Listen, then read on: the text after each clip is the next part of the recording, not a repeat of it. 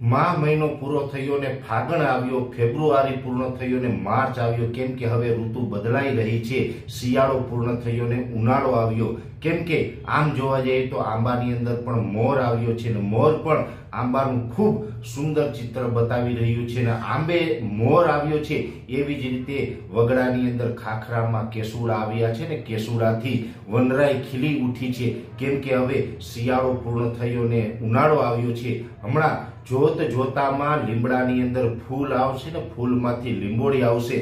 પણ આ જે આકરો ઉનાળો આવી રહ્યો છે એના વિશેની થોડીક માહિતી આપવાની છે. દરેક મિત્રોએ વિડીયોને લાઈક આપીને શેર કરી દેવો અને ચેનલને સબસ્ક્રાઇબ કરી લેવી. કેમ કે હવે શિયાળો પૂર્ણ થયો અને ઉનાળો આવી રહ્યો છે. ઉનાળાની વાત કરવા જઈએ તો અત્યારે આ માર્ચ મહિનાનું પ્રથમ અઠવાડિયું છે. જો કે પ્રથમ અઠવાડિયાની અંદર કોઈ હીટવેવનો રાઉન્ડ નથી, પણ ગત રોજ આપણે વાત કરી એમ 9 થી 13 માર્ચ 2025 દરમિયાન રાજ્યના અનેક વિસ્તારની અંદર હીટવેવનો રાઉન્ડ આવી રહ્યો છે.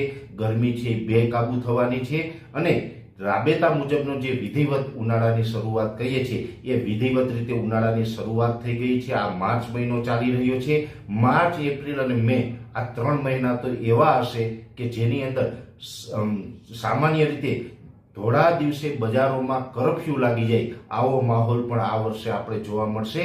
કેમ કે આ વખતે ઉનાળો આકરો રહેવાનું છે. તાપમાન એની ચરમસીમાએ પહોંચવાનું છે. એ સાથે જે હીટવેવના રાઉન્ડ હોય એ ક્યાંય માનવ સભ્યતાને પરેશાન કરશે.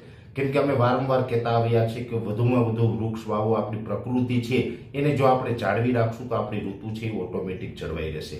પણ આપણે કપાતા વૃક્ષોની સંખ્યા ઘટી રહી છે ને એને કારણે આપણું આખું પર્યાવરણ છે એ અનબેલેન્સ થઈ રહ્યું છે. દિવસે ને દિવસે ઉનાળાની અંદર ગરમી વધી રહી છે. એવી જ રીતે 2025ના ઉનાળાની વાત કરવા જઈએ તો 2025નો ઉનાળો છે એ આકરો રહેવાનો છે, ભયાનક રહેવાનો છે ને ભયંકર ગરમીને હીટવેવના આપણે રાઉન્ડ સહન કરવા પડશે. માર્ચ મહિનામાં જેવી રીતે 9 થી 13 માર્ચની અંદર જે એક હીટવેવનો રાઉન્ડ આવવાનો છે કે જેની અંદર રાજ્યના અનેક વિસ્તારોની અંદર તાપમાન છે એ 35 થી લઈને 36-37 ડિગ્રી, તો અમુક વિસ્તારો એવા હશે કે જ્યાં તાપમાન છે એ 39 થી 40 ડિગ્રી સુધી પણ પહોંચી શકે. જેની અંદર દક્ષિણ ગુજરાતના પણ અમુક વિસ્તાર હશે, સૌરાષ્ટ્રના પણ અમુક વિસ્તાર હશે અને મધ્ય ગુજરાતના પણ અમુક વિસ્તાર હશે. રાજ્યના અનેક વિસ્તારોની અંદર તાપમાન વધવાનું છે. પણ આ વધવાનું માત્ર 1-2 દિવસ માટે નથી. કેમ કે 9 થી 13 માર્ચનો હશે માત્ર એક રાઉન્ડ હશે. પણ આમ તો ઉનાળો હવે શરૂ થયો છે તો ઉનાળાની અંદર અનેક રાઉન્ડ છે એ આપણે તાપમાનના અને હીટવેવના આવવાના છે. આ વર્ષે તાપમાનની વાત કરવા જઈએ તો રાજ્યની અંદર રેકોર્ડ બ્રેક તાપમાન જોવા મળશે. જેવી રીતે જોવા જઈએ તો ગયા વર્ષે પણ આપણે ખૂબ ઊંચું તાપમાન જોવા મળ્યું હતું ને ઊંચા તાપમાનને કારણે આપણે ક્યાંય અકળાયા હતા, પરેશાન થયા હતા. એવી જ રીતે 2025ના ઉનાળામાં પણ આપણે અકળાઈ જશું અને ક્યાંય પરેશાન થશું. કેમ કે માર્ચ મહિનાની અંદર જે ઉનાળાની શરૂઆત થાય છે અને માર્ચ મહિનાના બીજા અઠવાડિયામાં એક હીટવેવનો રાઉન્ડ આવવાનું છે જેમાં તાપમાન ઊંચું જવાનું છે. એવી જ રીતે માર્ચ મહિનામાં પણ તાપમાન ઊંચું જશે. માર્ચ મહિનાના છેલ્લા અઠવાડિયામાં પણ તાપમાન ખૂબ ઊંચું જોવા મળશે. એવી રીતે એપ્રિલ અને મે આ બે મહિના તો એવા હશે કે જે આપણે કાયદેસર સહન નહીં કરી શકીએ. એટલે એપ્રિલ અને મે એટલે ગુજરાતી મહિના પ્રમાણે જોવા જઈએ તો ચૈત્ર અને વૈશાખ. ચૈત્ર અને વૈશાખ હોય અથવા તો એપ્રિલ અને મે હોય, આ બંને મહિના એવા છે કે જેમાં અસહ્ય ગરમી અને ઊંચું તાપમાન, હાઈ ટેમ્પરેચરનો આપણે સામનો કરવો પડશે અને ઉનાળો છે એ બેકાબુ રહેવાનો છે. હીટવેવના 4 કરતાં વધારે રાઉન્ડ આવી શકે. જો કે પ્રથમ રાઉન્ડ છે એ તો માર્ચ મહિનાના બીજા અઠવાડિયામાં જ આવી રહ્યો છે. એટલે પ્રથમ રાઉન્ડની શરૂઆત માર્ચમાંથી જ થઈ રહી છે. કદાચ માર્ચ મહિનાની અંદર 2 થી 3 રાઉન્ડ હીટવેવના આવી જશે અને એપ્રિલના અને મેની અંદર તો વધારે. એટલે નોર્મલ રીતે જોવા જઈએ તો જે સામાન્ય જે ઉનાળો હોય એની અંદર પણ 4 થી 5 રાઉન્ડ આવતા હોય છે.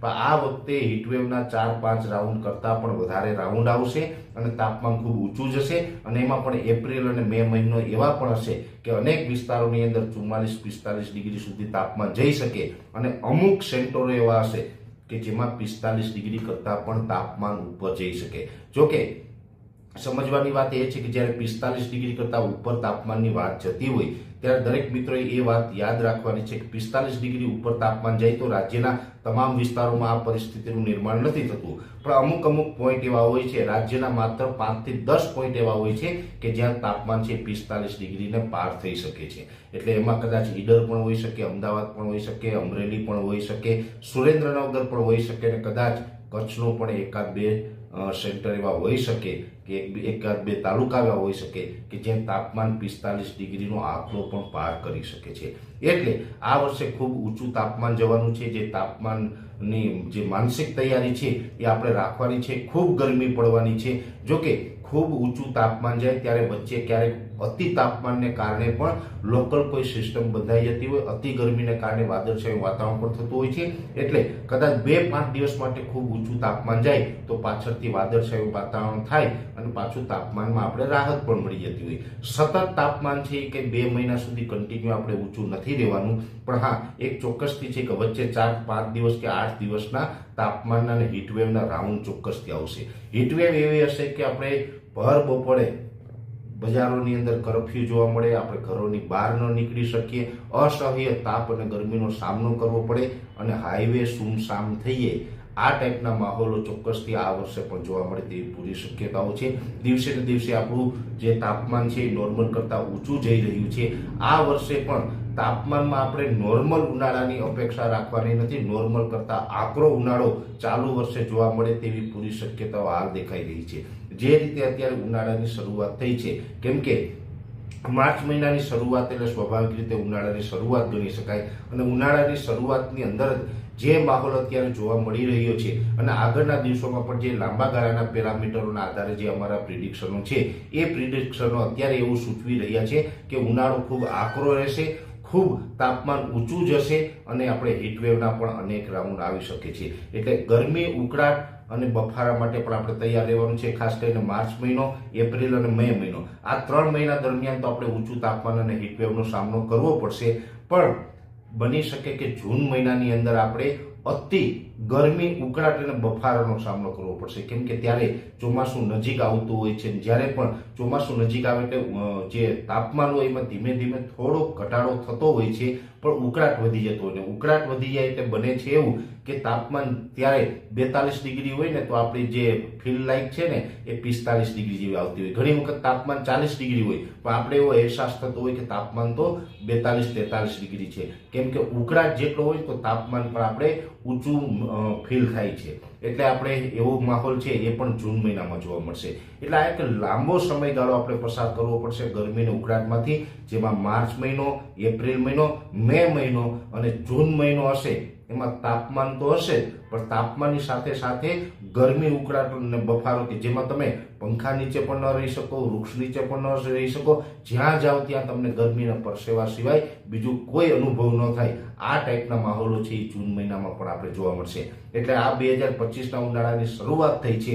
આ ઉનાળો છે ખૂબ આકરો રહેવાનું છે, જેની દરેક મિત્રોએ તૈયારી રાખવાની છે. સાથે અંતમાં મારે એક વિનંતી એ કરવાની છે કે આવા આકરા ઉનાળા ભવિષ્યમાં આપણે જોવા ન મળે એ માટે થઈને દરેક વ્યક્તિએ વૃક્ષ લગાડવા અને ખાસ કરીને હવે ઉનાળાની શરૂઆત થઈ રહી છે તો દરેક મિત્રો આપણે માનવ છીએ, માનવ જાતનું તો ધ્યાન રાખીએ, પણ પશુ, પક્ષી, કીડીથી લઈ અને હાથી સુધીની પણ સેવા કરવી એ આપણું એક કર્તવ્ય છે, આપણો ધર્મ છે. એટલે અત્યારે અબોલ પશુ પક્ષીઓ માટે ઉનાળાની અંદર પાણીની વ્યવસ્થા પણ દરેક મિત્રો કરે.